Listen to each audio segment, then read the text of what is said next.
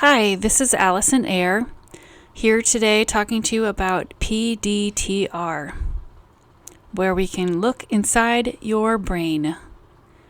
And we'll see lots of cute animals, so stay tuned.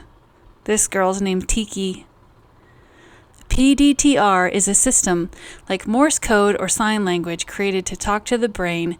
The practitioner stimulates the nerve receptors to bring info to the CNS, or central nervous system. The CNS tells the body how to respond instantaneously. Receptors convert energy from the environment into electrical impulses that can then be sent to the brain. Massed together, they can form a sense organ like an eye, or they can be scattered like in the skin. In this image, these are receptors for vibration and pressure, which are two of the 20-odd receptors we can work with in P-DTR. Vibration and pressure exist at different depths in the body and therefore require a lighter or deeper touch to activate them. The proprioceptive system is a bunch of receptors that relay info to the brain, so that the brain knows what's happening to the body. Is there an insect on the skin? Is something sharp touching the skin? What needs to happen next? Like when we need to pull away from a hot pan, the heat causes irritation to the nerves, which then translates that signal via electrical impulse to the spinal cord, travels to a part of the brain, back to the spinal cord, and then tells the brain to move, which all in milliseconds. P-DTR treats and evaluates with real-time feedback from the client. We assess how the body's reflexes have changed because of trauma or formed compensations, which can result in pain, weakness, or range of motion issues. The irritation of nerves will change the muscle tone or how it acts, either by turning it on all the time or making it much weaker. This is a natural defense mechanism. At every moment, the body is turning on protective reflexes. They operate and then they go away, most of the time, but not always. If the brain is a bit or a lot overloaded, the compensations can get stuck. When we find stuck reflexes as practitioners, we help the body to return to its factory settings. Where are you? What's happening to you and around you? Is the ground uneven? Is something cold or brittle? Is your knee cartilage moving? Is your whole body being vibrated? When info is brought to the CNS, it can take only one of two protective actions. It can either turn up or down the signal to muscles, glands, and organs. Here's a quote from Susan. The P-DTR process of aligning brain to muscle messaging has provided a significant pain management solution. P-DTR has been my go-to for pain management pre- and post-hip replacement. When I met Susan, she was on a lot of pain meds and was having a hard time walking. She needed a hip replacement. With P-DTR treatments every week, she was able to get off her meds and resume prehab and push back her surgery a year so that she could be stronger going in and have it at a more convenient time. Now, almost 2 years later, at age 65, she sees me once every 2 to 4 weeks and has very few complaints. We keep her limitations at bay so they don't become problems and increase her body's strength and flexibility with each session. Here's my puppy Miku when she was 10 weeks old. So cute. And she's still so pretty. But what does it feel like, P-DTR? Practitioners give signals to the body with a variety of light touches to see where their patterns of protection still exist. Clients stay dressed and move around in different positions. We use gentle muscle tests, asking the client to hold an arm up or squeeze their fist or flex at the hip while we give gentle resistance. But many people say it feels like magic. Change can happen very quickly. With a few touches, a client can go from painfully moving her neck 40 degrees to easily moving her neck 55 degrees. Another client says, it's a unique experience. I would say it's a lot of tapping and light prodding from head to toe, as well as using sight and sound inputs that have immediate effects on muscle strength, pain, and range of motion.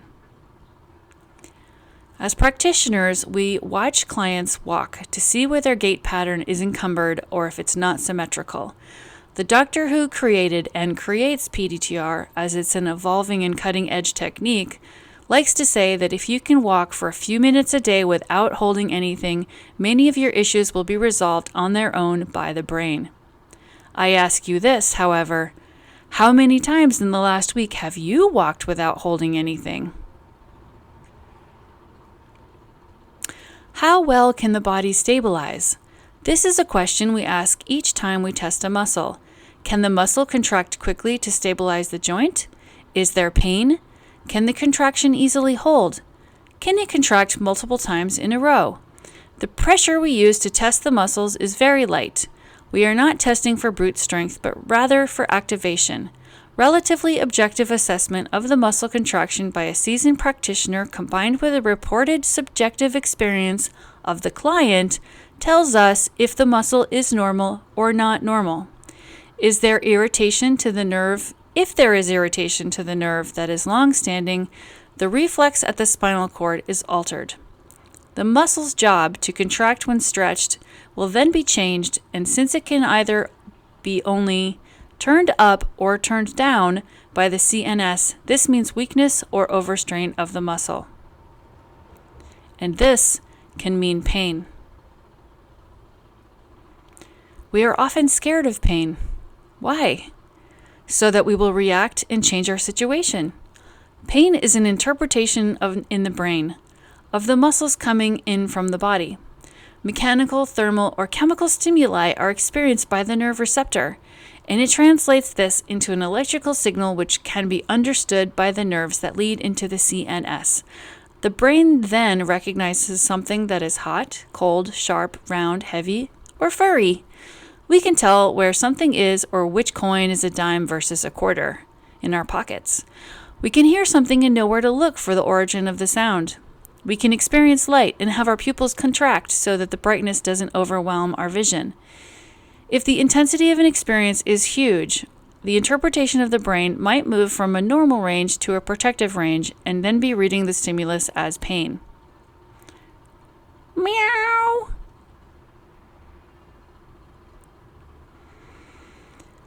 P-DTR uses light touches as the vocabulary in our language system, such as a slap, a tiny prick of a toothpick, a scratch, 3 taps, tuning forks, a tickle, cold and hot, deep pressure, and more.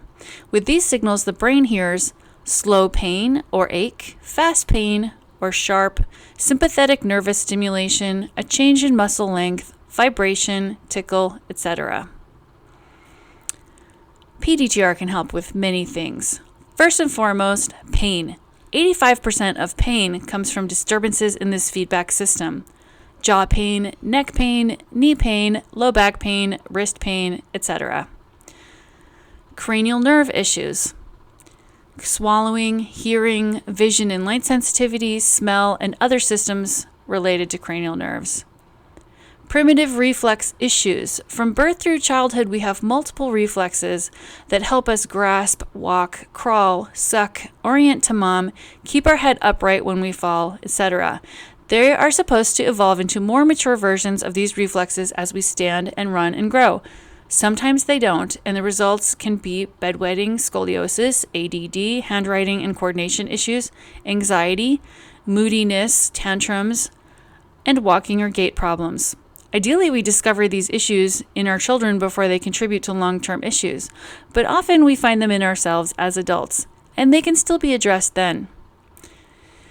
Mysterious problems not resolved with conventional health care, such as frequent injuries, exhaustion, problems with digestion, hormonal issues, itchiness, inflammation, allergies, taste bud problems, and long-held physical traumas, can all be addressed with P-DTR. Jane was a young woman with severe anxiety. She couldn't drive because of it. She had extreme sensitivity, like a tickle experience on her legs.